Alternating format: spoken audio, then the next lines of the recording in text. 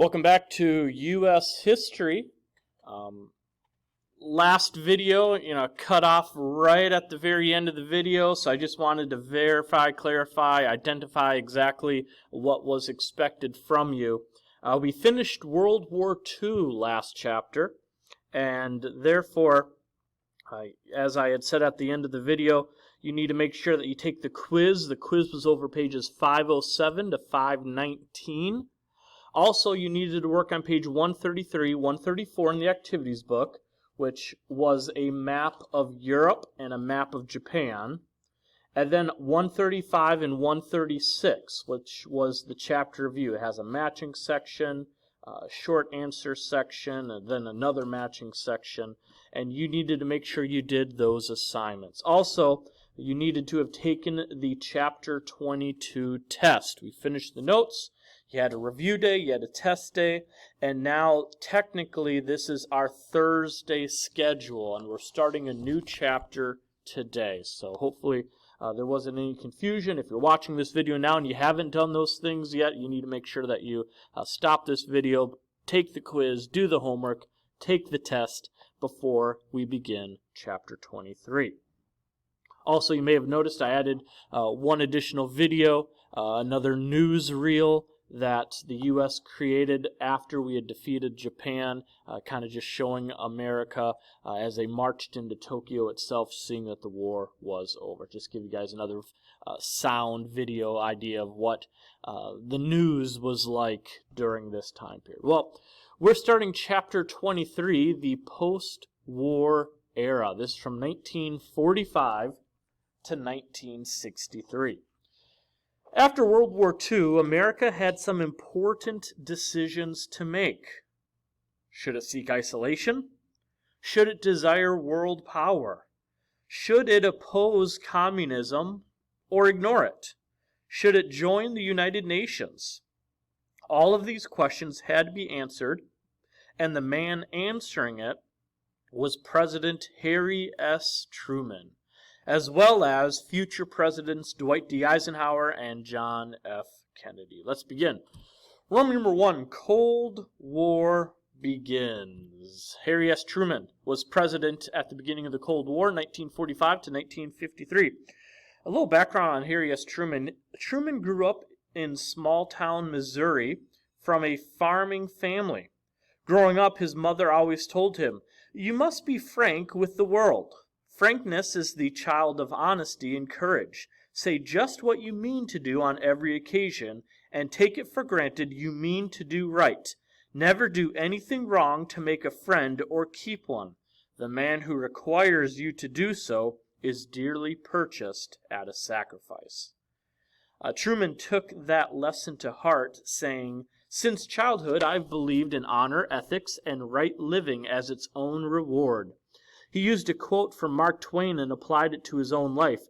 "Always do right. It will please some people and astonish the rest." For more information, turn in your books to page 525 and read the pink box entitled Harry S. or Harry S. For those of you guys who don't have your books open, there's a period mark after the S, and then there's no period after the S. And if you read the pink box, you'll understand why that was such a question. Harry S. Truman received a high school education, never went to college. Truman volunteered to fight in World War I, although initially he was rejected because of poor eyesight and because of his age. He was over 30 years old at the time. He succeeded in getting to Europe and serving as an artilleryman. He returned home and worked as a farmer and store owner during the 1920s and 30s. He eventually went into politics, served as a senator, was chosen as Roosevelt's vice president as a moderate, and became president upon Roosevelt's death. Now as president, Truman had the important task of dealing with the post-war era.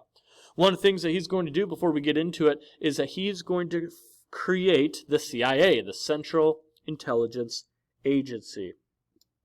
The CIA gathers and analyzes information, often through the use of spies, regarding foreign affairs. So the CIA was created during this time. Letter A, trials for war crimes. After World War II, the Allies placed many leaders of the Axis powers on trial. The two trial cases that took place were the Nuremberg and the Tokyo trials, respectively. The trials against the German leaders was held in Nuremberg. The trials against the Japanese leaders was held in Tokyo.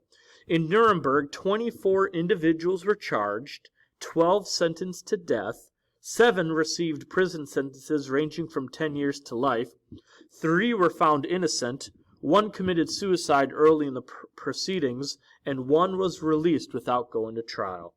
In Tokyo, 28 people were charged, 2 died of natural causes, 1 was declared insane, 7 were sentenced to death, including Hideki Tojo, and 18 received prison sentences. One of the peace terms with Japan was to allow Emperor Hirohito to remain as emperor, but he had to renounce the long-held Japanese tradition that the emperor was divine. He did so, and he remained as emperor of Japan until his death of natural causes in 1989. In later trials, thousands of other individuals faced charges. These included Japanese prison guards who had brutalized Allied soldiers they supervised, as well as German concentration camp guards. Letter B, the United Nations. United Nations is an international organization designed to maintain peace. It began in April of 1945 in San Francisco. 50 nations joined at this time, with more to come. There are 2 major agencies in the UN. The first one is the General Assembly. The General Assembly includes delegates from all member nations. That's worth noting, and they meet annually. This provides an opportunity for all members to express their views. So General Assembly, that includes members from all the nations. Number 2, we have the Security Council. This is a more restrictive group of people. They include the permanent members of the U.S., Russia, Britain, France, and China. The Security Council has 5 permanent members who have veto power over any UN proposals. Also included are 10 temporary nations that are elected every 2 years to join the Security Council. The U.S. ratified the UN Charter with an overwhelming majority. Quite a dramatic change from another international organization we've talked about. Truman said, "History has bestowed on us a solemn responsibility. We failed before to give a genuine peace. We dare not fail this time. We must not repeat the blunders of the past." For you history students out there, what was this past failure Truman is talking about? Yes, the results of World War I. What different choice did the U.S. make after World War II than from World War I? Probably the biggest change was the fact that the U.S. joined the UN. Has participating in the UN been a positive or negative choice in American history? Well, you need to know the history, but then just to give you a quick answer, it's mixed. It's a mixed opinion. Sometimes it's helped, sometimes it's hurt. It just depends on opinion. Although founded with good intentions, the UN has found it difficult to maintain peace. It has also become more liberal in its views, and it's generally too weak to influence nations as well. Letter C, battling communism. Number 1, declaring the Cold War. We haven't talked about what the Cold War is yet.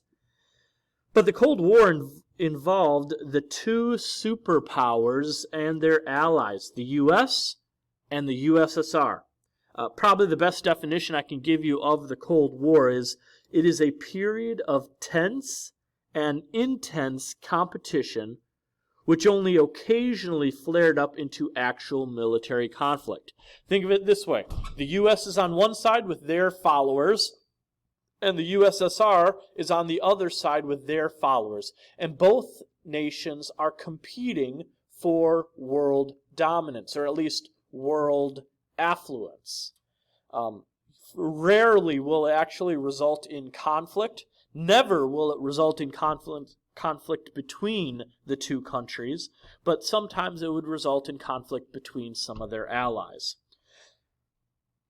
Although allies during World War II, the U.S. and the USSR had never been on good terms. The U.S. had supported anti-communist forces in Russia shortly after the Communist Revolution. FDR and Stalin had disagreed over war strategies during the war.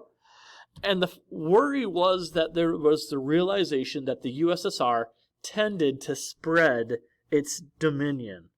It was a realization the Soviet Union was possibly a greater threat to peace and liberty than Nazi Germany had been. We'll talk about one of these cases today. Eastern Europe. Of course, Eastern Europe, the consequences of World War II. Contrary to their guarantees at Yalta of free democratic elections for Eastern Europe, the Soviets decided to take over. In Eastern Europe, and when we talk about Eastern Europe, we're talking about places like Poland, Czechoslovakia, Hungary, East Germany. We'll talk about East Germany tomorrow. But we see the installment of puppet governments. Puppet governments were communist, and they took orders not from their own representatives, their own people, but rather from the Soviet Union. Stalin installed puppet governments in Poland, Romania, East Germany, Hungary, Bulgaria, Albania, Yugoslavia, and Czechoslovakia. Early on in this conflict, Winston Churchill again foresaw the problems that were emerging, and he was the first to mention this concept as an Iron Curtain. He described the unfolding events in Europe as the descent of an Iron Curtain. This Iron Curtain separated the communist East from the free West. Ironic that the Allies had fought World War II to free Europe from tyranny, only to let half of it fall under communist totalitarian control. If you look at page 528, it shows you a map of the two sides. And you can see, of course, the Iron Curtain separating the two sides. On page 527, there is a box entitled The Iron Curtain that shows the speech that Winston Churchill gave in which he quoted the Iron Curtain. What was the U.S. response? Containment. Unwilling to use military force, the West conceded the area to the Soviets. The U.S. was not going to war with the Soviet Union. But Truman declared that further aggression would be resisted. Truman was willing to show some backbone. In an argument with the Soviet Foreign Minister Molotov, Molotov complained, "I've never been talked to like that in my life." Truman responded, "Carry out your agreements and you won't get talked to like that." To halt Soviet expansion, Truman was willing to provide military and economic support.